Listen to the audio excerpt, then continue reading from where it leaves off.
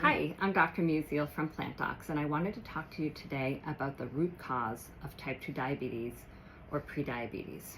These conditions are often thought to be only related to sugar, but I think it's really important to understand that the underlying cause of insulin resistance has more to do with dietary fat and intracellular fat.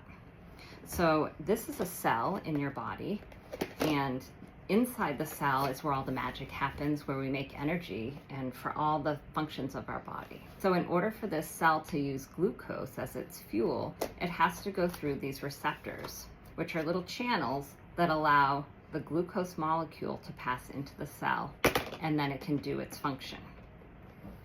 So normally, if you eat like a sugary drink, you're going to get a lot of sugar that builds up in your bloodstream. And this elevated glucose stimulates your body to make insulin. Insulin's produced by your pancreas, and here is insulin coming in. I thank Jane Esselstyn for this metaphor. Insulin's job is to put glucose into the cell. So it picks up the glucose and it allows the glucose to get into the cell where it's needed in order to make energy. Now, the problem arises when we eat too much dietary fat, we gain too much weight, and we accumulate fat not just around our body and our organs, but also inside of our cells. So if we eat things like too much pastries or fattening desserts, this fat from these foods accumulates inside the cells.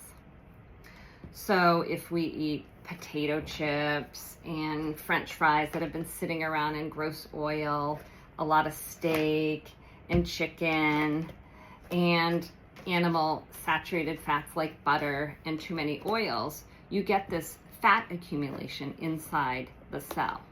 And what this does is it interferes with the signaling of the insulin receptors. So the next time you eat something, even something healthy, like beans and rice, and it's broken down into glucose, your body's pancreas is working normally. It stimulates insulin to come in, pick up this glucose, but when it goes to put it in the cell, you have insulin resistance. And this glucose can't get into the cell as well as it could before, and you have a lot of glucose that ends up accumulating in your blood. This leads to an elevated fasting glucose level and increased levels of hemoglobin A1C, which ultimately leads to diagnoses of prediabetes and type 2 diabetes.